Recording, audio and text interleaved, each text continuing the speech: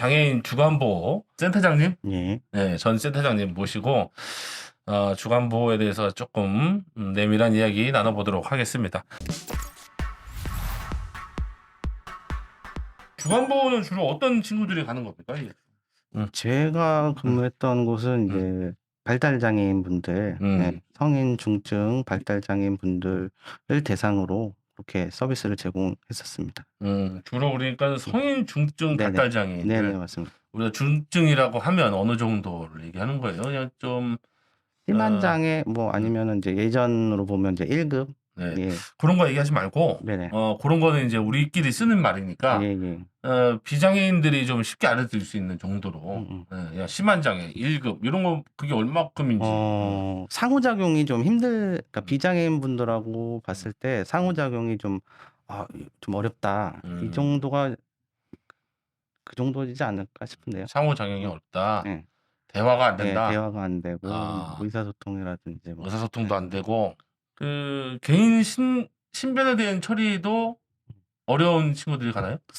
개인 신변. 주간보호는 이제 단체 생활을 하다 보니까 이제 고런 것도 이제 관찰 기간을 갖거든요. 예, 관찰 기간을 가져서 너무 이제 심한 이제 도전적 행동이라 그러죠. 예, 그런 것들이 이제 있으면 서로 좀 이제 조율을 해 가지고 좀 하게 되고. 적응을 하는데 그래도 좀 안 된다 그러면은 양해를 구하고 이제 안타깝지만 이제 못 받는 경우도 있어요. 그래요? 예. 해서 고런 거에 있어서 또 이제 부모님들께서는 뭐 섭섭해 하시거나.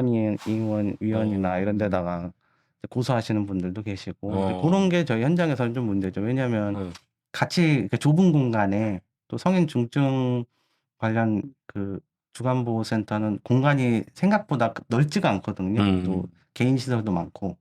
협소하다 보니까 좁은 공간에서 이제 일어나는 여러 가지 이제 우발적인 사고라든지 요런 것들을 그걸 이제 캐치하거나 이게 방지하기가 쉽지가 그 사고라는 게 않거든요. 뭐예요?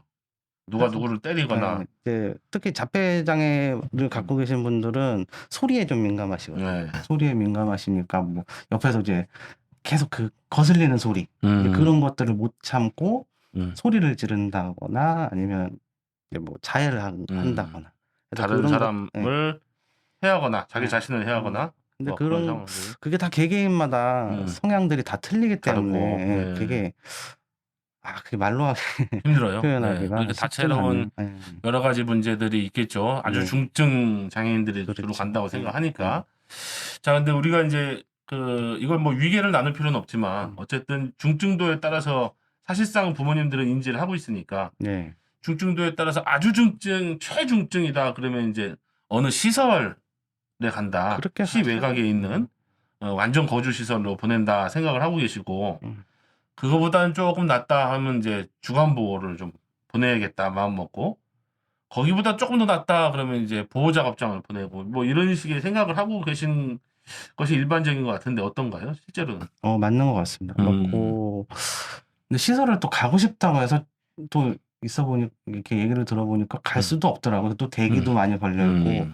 그래서 이제 찾을 수 있는 곳은 이제 주간보호인데 주간보호 대전 같은 경우는 성인 주간보호 시설이 많지가 않다 보니 얼마나 있어요?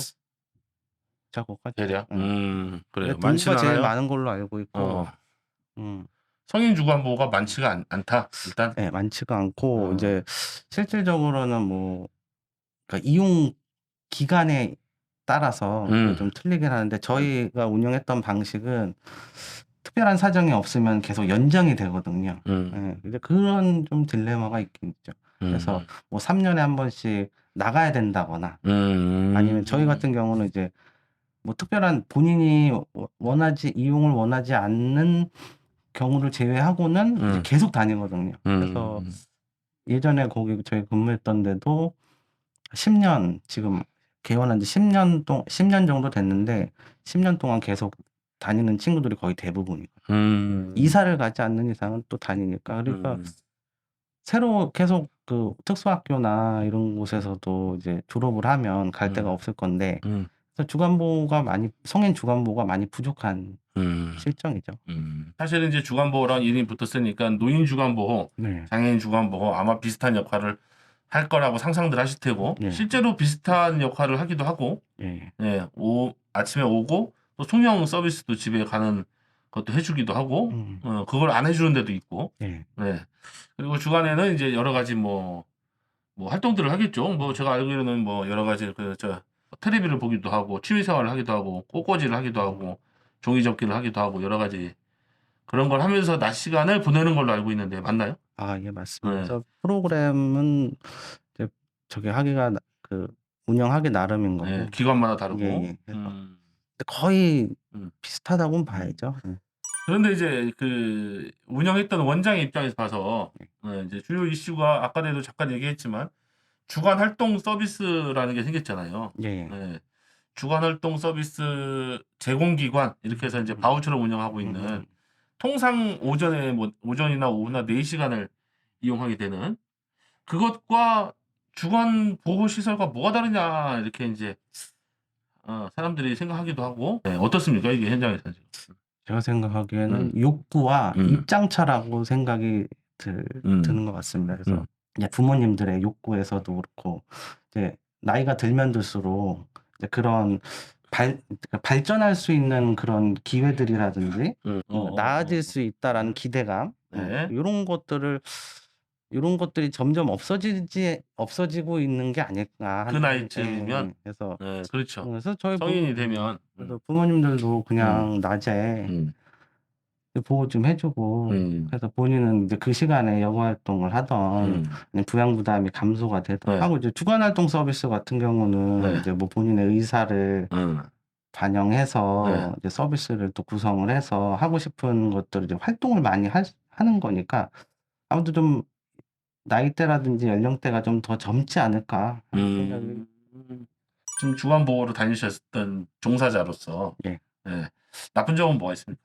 종사자 입장에서 보면은 보통 사람들이 주간보에서 근무를 한다 그러면은 그렇게 힘들지 않지 않냐. 널널하겠네. 널널하겠냐. 이런 오해들이 좀 있긴 있거든요.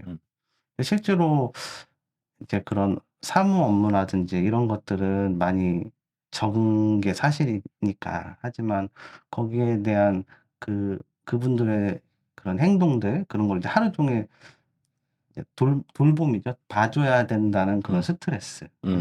그런 것들 때문에 더 왜 인권 문제도 많이 일어나고 막 폭력 이제 그런 것들도 많지 않습니까? 네. 그래서 그런 오해를 좀 그래도 그렇게 힘들게 일한다 그런 거를 좀 알아주셨으면 좋겠습니다.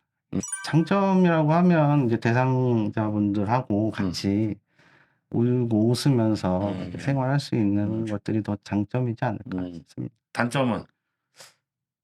단점은 이제 행정적인 걸 좀 많이 못 배우죠. 배우는 해서 게. 다른 곳으로 이제 이직하거나 뭐 이랬을 경우에 본인이 노력하고 그렇게 뭐 회계라든지 행정적인 부분을 좀 이렇게 노력하지 않는 이상 어렵다. 좀 적응하기가 쉽지 그럼 추모사회복지사들한테는 좀 권할 만한 어떤 저기는 아니네 영역은? 사회복지사분들은 먼저 복지관이나 아니면 일선 협회 이런 곳에서 행정이나 회계 업무를 좀 배우고 그리고 이제 시설로 오시면 오히려 더 능력이라든지 이런 걸 더 인정받지 않으실까 하는